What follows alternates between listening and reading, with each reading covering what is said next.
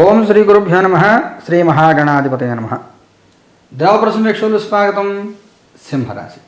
ఈ సింహరాశిలో మఖా నక్షత్రం 4 పాదాలు, పుబ్బా నక్షత్రం 4 పాదాలు, ఉత్తరా నక్షత్రం మొదటి పాదం ఉంటాయి. మీ అందరికీ ఈ మార్చి 19న ప్రారంభమయ్యేటువంటి పరాభవనామ సంవత్సరం ఫలితాలు ఏ విధంగా ఉంటాయో చూద్దాం. మిత్రులు, మీ అందరికీ నూతన సంవత్సర శుభాకాంక్షలు. ఈ సంవత్సరం అంతా కూడా మీకు ఆయురారోగ్యశ్వర్యాలతో సకల సుఖాలు పొందాలని కోరుకుంటూ ఈ రాశి ఫలితాలు మీకు ఎలా ఉన్నాయి ప్రారంభం చేద్దాం. రాశి ఫలితాల్లో చాలా ముఖ్యమైన అంశాలు గురు శని రాహుకేతుల సంచారాలతో పాటుగా ఆదాయ వ్యయాలతో పాటుగా సమాజం నుంచి మీరు ఎదుర్కొనేటువంటి ప్రతికూలతలు సానుకూలతలు ఎలాగ ఉంటాయి. నవనాయక ఫలితాల్లో కొన్ని ఫలితాలు కూడా చూసుకోవాలి. అది అందరూ విస్మరిస్తున్నారు. మనం అవన్నీ పరిశీలన చేద్దాము. ఈ సంవత్సరం పేరే పరాభవనామ సంవత్సరం. పరాభవం అంటే తెలిసింది మీకు, గౌరవం పోగొట్టడం, అమర్యాదగా ఉండడం ఎదుటివాళ్ళు మీ పట్ల. ఎవరైతే ధార్మికంగా ఉంటారో వాళ్ళకి ఎటువంటి ఇబ్బందులు రావు. ఎవరైతే చెడు సలహాలు పాటించడము, చెడు సలహాలు వినడము, ఎదుటివాళ్ళు ఇబ్బంది పెట్టే వాళ్ళని తెలిసినా కానీ వాళ్ళతో స్నేహం చేయడము, అలాగే లైఫ్లో షార్ట్ కట్లు చేయడం, ఎవరైతే మనం సహాయం చేశారో వాళ్ళని విస్మరించడం, ఇలా చేయడం మూలంగా మీరు ఇబ్బందులు పడే అవకాశం ఈ సంవత్సరంలో పుష్కలంగా ఉంటుంది. ఎందుకంటే గ్రహస్థితులు మీకు అంత అనుకూలంగా లేవు. ఈ సంవత్సరం 4 గ్రహాలు కూడా అనుకూల సంచారాల్లో లేవు. కొంతకాలం గురుడు అనుకూలంగా ఉన్నాడు, కానీ మిగతా గ్రహాలు ఏవి కూడా అంత అనుకూలంగా లేవు. జాగ్రత్తగా మనం గమనించుకోవాలి. కొంతకాలం రాహుగ్రహానికి అనుకూలత ఉంటుంది. ముఖ్యంగా ఈ సంవత్సరం అధిపతి గురుడు, రాజు గురుడు. మీ జన్మరాశికి అధిపతి సూర్యుడు. ఇందులో ఏమేమి నక్షత్రాలు ఉన్నాయి? మఖా, పుబ్బ, ఉత్తర. మఖా నక్షత్రం కేతుగ్రహ నక్షత్రం, పుబ్బా నక్షత్రం శుక్ర నక్షత్రము, ఉత్తరా నక్షత్రం మొదటి పాదం సూర్యుడి నక్షత్రమే. మీ రాశి అధిపతికి సంవత్సరాధిపతి సంవత్సరం రాజుని గురుడు మిత్రుడు. అందువల్ల మీకు అందరూ సహాయం చేస్తూ ఉంటారు, కాదని ఎవరు అనరు. సహాయాన్ని తీసుకుంటారా తీసుకోరా అనేది ముఖ్యం. మఖా నక్షత్రం వాళ్ళు కొంత నిరాసక్తితో ఉండి ఇంకేం చేస్తాను, ఇంకెంతకంటే పోయేదే ఉందిలే అనే నిరాసక్తిలో ఉండి, నిర్వేదనలో ఉండి వచ్చిన లాభాన్ని తీసుకోరు, దొరికిన సహాయాన్ని తీసుకోరు. ఇంకోసారి ఆలోచిద్దాం, కొన్ని భయాలు ఉంటాయి. ఇప్పుడు సహాయం తీసుకుంటే వీడు సరెండర్ అయిపోవాలమ్మో వాళ్ళకి అని, ఈ రకమైన భయాలు. ఈ సంవత్సరంలో నవనాయకులను ముఖ్యమైన ఐదుగురిని తీసుకున్నట్లయితే రాజుగురుడు, మంత్రి కుజుడు, సైన్యాధిపతి చంద్రుడు, పురోహితుడు శుక్రుడు, దైవజ్ఞుడు చంద్రుడు. ఇందులో శుక్రుడు పురోహితుడు తప్ప మిగిలిన 4 గ్రహాలు రాజు, మంత్రి, సైన్యాధిపతి, దైవజ్ఞుడు 4 కూడా ఈ రాశి మిత్రులే. చుట్టూ ఉండే సమాజం అంతా బాగానే ఉంటుంది, మీకు అందరూ సహాయం చేస్తూ ఉంటారు, కానీ తీసుకోరు. పుబ్బా నక్షత్రం వాళ్ళకి ఎలా ఉంటుందంటే ఏది నమ్మశక్యంగా ఉండదు. వీళ్ళు ఎదుటి వాళ్ళకి సహాయం చేస్తే, మఖా నక్షత్రం వాళ్ళు ఏంటి, ఇంతకుముందు 2-3 సార్లు సహాయం తీసుకొని మనకు పెద్ద ఉపయోగం జరగలేదు, నిర్వేదనలో ఉంటారు. పుబ్బా నక్షత్రం వాళ్ళు ఏంటంటే స్వార్థం లేకుండా ఎవరు ఏది చేయరు. వీళ్ళు ఏదో మన నుంచి ఆశిస్తున్నారు, అందుకే చేస్తున్నారు. సమయంలో వీళ్ళు సహాయం అడగకుండా సహాయం చేస్తున్నారు, అడగకుండా సలహాలు ఇస్తున్నారు, ఈ రకమైన ఆలోచనల్లో ఉంటారు. అది తప్పు. సహాయం తీసుకొని లేకపోతే కొంత ఇబ్బందులు పడే అవకాశం ఉంటుంది. ఉత్తరా నక్షత్రం వాళ్ళు మనస్ఫూర్తిగా కాలంతో పాటుగా కలిసి నడిచే ప్రయత్నం చేస్తారు. కాలంకి అనుగుణంగా కాలంతో నడిచే ప్రయత్నం చేస్తారు. అందులో ఉత్తరా నక్షత్రం మొదటి పాదం వాళ్ళకి సహాయం బాగుంటుంది. అధిక కాలం సుఫలితాలు పొందుతారు. ఇబ్బందులు అందరికీ ఉంటాయి, ఉన్నప్పటికి కూడా తప్పించుకునే అవకాశం ఉత్తరం వాళ్ళకి ఎక్కువ ఉంటుంది. మఖా నక్షత్రం వాళ్ళు కర్మకులు చేస్తారు. పుబ్బ వాళ్ళు ఎదురువాడి మీద నమ్మకం లేక ఇబ్బందులు పడుతూ ఉంటారు. ఇక మనం రాజభుజ అవమానాలు చూసినట్లయితే ఆదాయ వ్యయాలు, ఆదాయం 5, వ్యయం 5, రాజభుజ 7, అవమానం 7 అన్నీ సమానంగా ఉన్నాయి. మీకు న్యూట్రల్గా ఉంటారు, తటస్థంగా ఉంటారు, స్తబ్దంగా కాలం సాగిపోతుంది. జీవితంలో మార్పులు చేర్పులు ఏమి కోరుకోరు.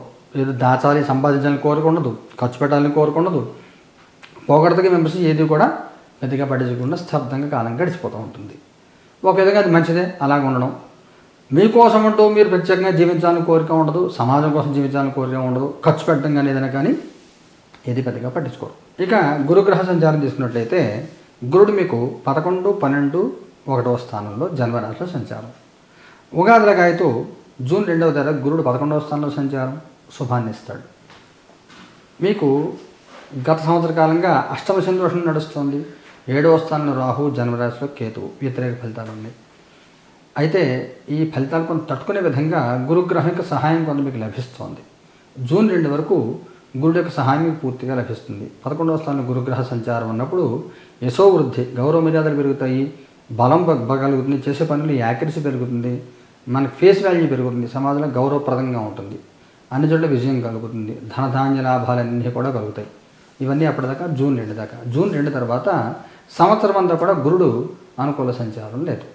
12వ స్థానంలో ప్రవేశిస్తాడు. 12వ స్థానంలో ప్రవేశించినప్పుడు కొంత సానుకూలత, ఒక 25%, మిగతాది వ్యతిరేకం. ఏది సానుకూలత? శుభకార్యాల మూలంగా ధన వ్యయం జరిగే అవకాశం ఉంటుంది. శుభకార్యాలు అంటే ఏమిటి? ఒక ఇల్లు కొనుక్కోవడం, ఒక పిల్లలు పెళ్లి చేయడం, ఇలాగ ఏదైనా కొన్ని విషయాల్లో కొంత శుభం కలుగుతుంది, డబ్బు ఖర్చు అవుతుంది. అయితే ఖర్చు అనేది ఖర్చే. ఈ సమయంలో ఖర్చు కోసం తీవ్రంగా ఇబ్బంది పడే అవకాశం ఉంటుంది.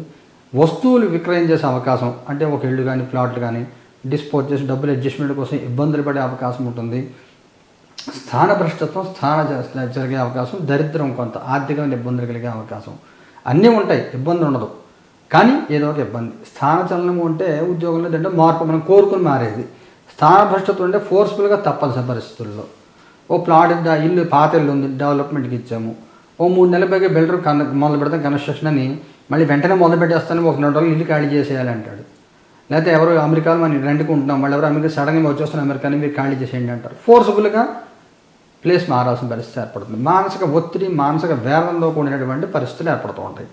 తర్వాత గురుడు అతిచార గమనంలో అక్టోబర్ 31 నుంచి జనవరి 24 జన్మరాశుల సంచారం. దీని మూలంగా కొంచెం ఏమైనా కోర్టు కేసులు అనేవి ఏమైనా ఉన్నాయా, లేకపోతే ఇంట్లో పెద్దవాళ్ళతో ఏమైనా సమస్యలు ఉన్నాయా, ఉద్యోగులు పెద్దవాళ్ళతో ఇబ్బందులు ఉన్నాయా, రాజకోపం జరుగుతుంది.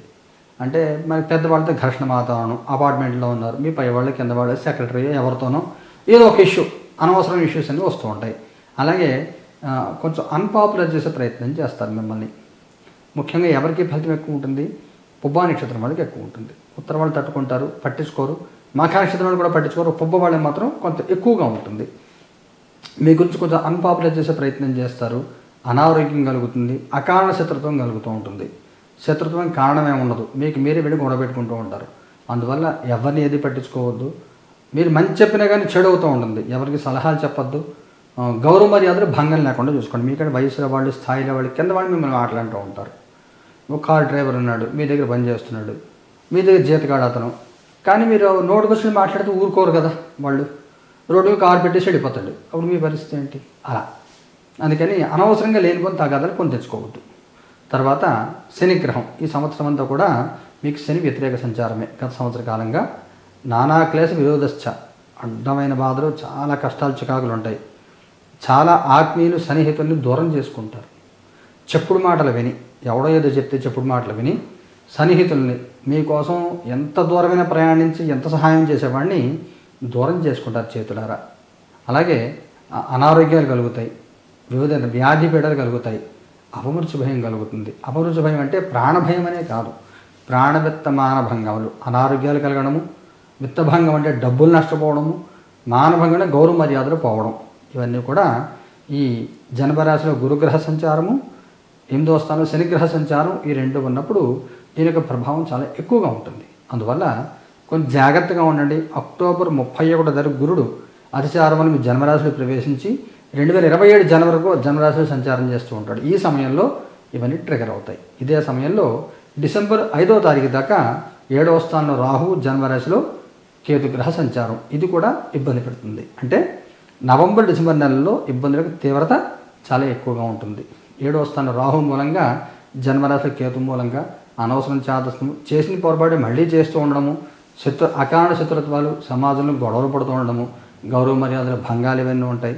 డిసెంబర్ 5 తారీఖు 6వ స్థానంలో రాహు ప్రవేశించిన తర్వాత కొంత సక్సెస్ఫుల్గా ఉంటుంది. మొండితనంగా పని చేసుకుంటారు మీరు. ఎవరేమన్నా కానీ, ఎవరేం చేసినా కానీ నేను చేసేది రైట్ అని మొండి ధైర్యంతో అనవసరంగా బిస్కెట్ చేసిన పక్కన పెట్టి మీ పని మీరు చేసి ముందుకెళ్ళే ప్రయత్నం చేస్తారు. దాంట్లో మీ విజయం సాధిస్తారు. మీరు క్రమక్రమంగా మీకు డిసెంబర్ 5 తర్వాత కొంత అనుకూలత వస్తుంది. అదే సమయంలో డిసెంబర్ 5 తర్వాత జనవరి, ఫిబ్రవరి, మార్చి, ఏప్రిల్ నెలలో వచ్చే ఏడాది సంతానానికి శుభకార్యాలు, పెళ్ళిళ్ళని చేయడము, ఏదైనా ప్రాపర్టీ కొనడము, ప్రాపర్టీ అమ్మడము, ఇలాంటివన్నీ కూడా చేస్తారు. లైఫ్ ఎక్కడైతే ఆగిందో రీస్టార్ట్ చేసే అవకాశం.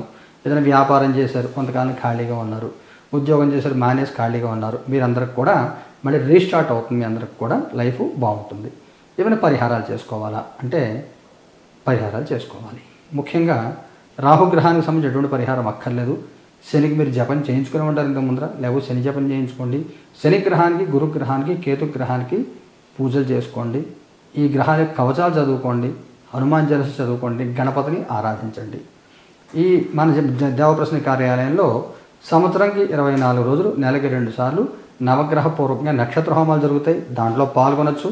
దాంట్లో పాల్గొనగా కొంత ఉపశమనం కలుగుతుంది. పూర్తిస్థాయి దోషం పోకపోయినప్పటికి కూడా కొంత ఉపశమనం కలుగుతుంది. మన టారేడుకి చెప్తున్న ఫలితాలు సంబంధించిన పరిహారాలు, అలాగే నవగ్రహ నక్షత్ర హోమాలు జరుగుతుంటే లైవ్ టెలికాస్ట్ వస్తుంది, మీరు చూసే ఉంటారు. దాంట్లో పాల్గొనాలనుకుంటే స్క్రీన్లో నెంబర్ ఫోన్ చేస్తే వివరాలు చెప్తాను నేను. ఎవరైనా పాల్గొనచ్చు. కొంత ఉపశమనం జరుగుతుంది. వ్యక్తిగతంగా మీ జాతకం చూపించుకుని ఏమైనా దోష పరిహారాలు చేయాలంటే అవి కూడా చేయించుకోండి. మీ అందరికీ సకల శుభాలు కలగాలి, సర్వార్షాలు తొలగిపోవాలని కోరుకుంటూ శుభం భూయాత్.